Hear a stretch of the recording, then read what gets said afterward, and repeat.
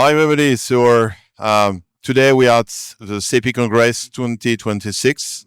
Hi, Paul. How are you doing? I'm good. We are back on the stage. Yes, absolutely. How We are are you? more and more spending time together, and not only remotely. First of all, thank you to get some of your time. Of course, we know the subject by your Activo Dime News. For us, this is the 5 times in a row to be there as a sponsor. I think it's very important. We talk about a lot of things alongside provenance, traceability here, metadata, many subjects that, of course, that are really at the heart of here, what we are explaining, try to explain and leverage. So what are finally your insights from this newer CEPIC Congress? Two things that stand out. Like you said, authenticity is a big one, and AI is the other one. AI still populates everybody's dreams and nightmare, I think, at the same time in this industry. But there's more confidence. Like with damn space, we see a lot more tools that are powered by AI that are making people's life easier, faster, more productive.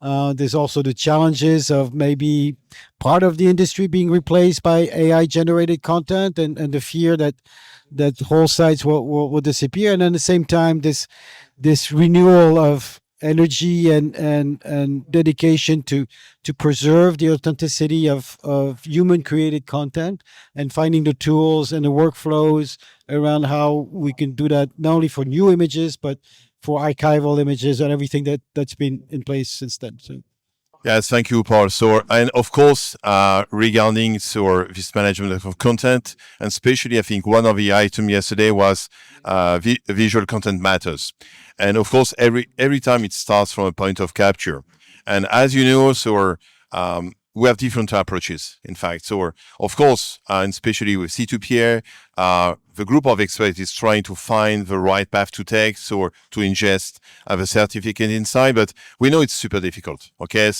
and just like on my table, as you can see here, I've got the iPhone and I've got the Pixel 10. Of course, many people like the iPhone, but at that moment, nothing is really. I'm not sure that Apple wants to do something. On the other side, we have a Google Pixel 10. And especially the Google Pixel 10, Google is a software company. And especially yesterday, we saw it's more than a proof of concept. It just works. yeah, Apple is still on the fence about implementing it. They're toying around with the idea. We don't know if and when they're going to do something, but Google is an active member of the C2PA, and it's been actively implementing not only in the Pixel 10, but it's on Google And the searches 9 and etc. And it's also in Google Photo, etc. absolutely, and Gemini and all the AI tools. And in Google Search, there's a tool that's called About the Image that shows you the provenance of the images, so you can see if it's an AI generated image or not, as well as a real image. So Google has been very forward and advanced with that. Yeah, so sure. And of course, we have also, because we have some use cases, and especially the Sony's also, and we saw that I think it's France TV or such televisions, they are trained to work alongside. We also, and especially alongside the discussion we had in March, we were at the photo event and also at the Bergen one. And in fact, of course, it's all about how you can manage that. And we know that in the market, we have two approaches. We have the AFP, and we know that at Honda we had the fantastic conference that you are moderating with your EFP team, with EMATAG and Nikon. And so they build a very custom image workflow in order to ingest the assets, not only based on what the camera can do, but from EFP requirements. And on the other side, we saw that Reuters made also made the decision to make another path, which is we put a certificate when we distribute the content. So something we saw in Toronto. What's your point of view regarding these two approaches? Yeah, so it's really a cultural choice, a company cultural choice to see to decide where to start in the provenance. Some companies are more comfortable, like you said, to use it to use cameras, like the Sony or the Nikon and others that have credentials included. Others are fine at doing that at the editing stage and then moving on forward. So it depends on the existing workflows. It depends on what you want to achieve with it, and then obviously the cost of implementation is always a concern. Yes, and of course, I think something we can say. We had this discussion when this morning I was in a panel, so how we can start, how we can do.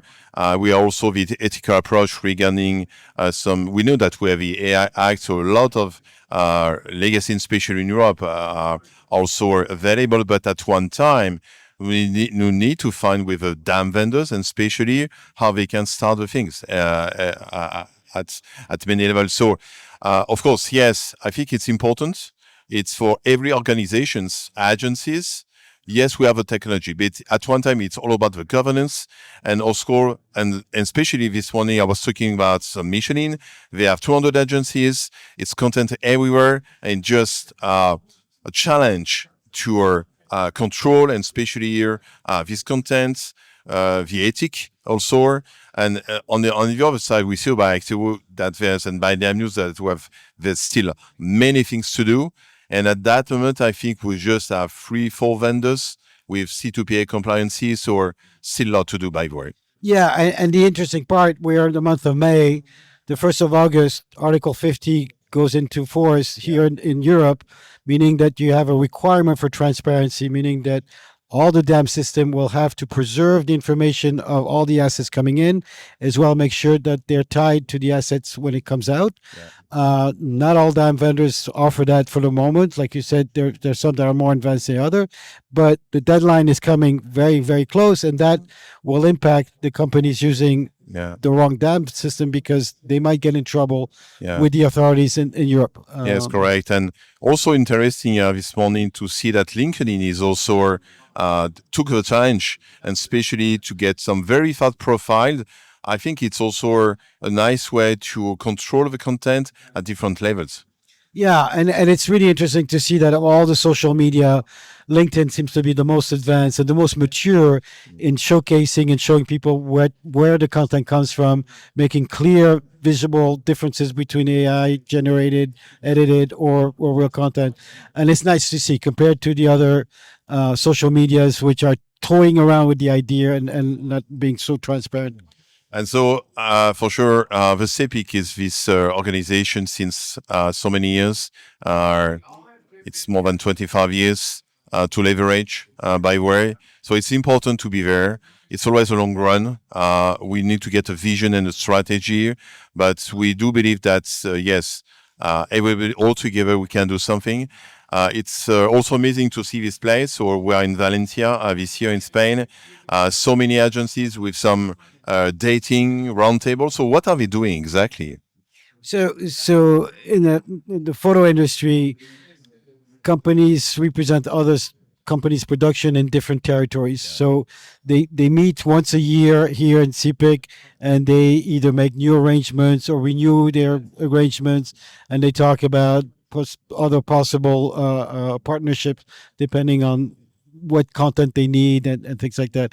And at the same time, we have these conferences where they talk about the industry, their own experiences.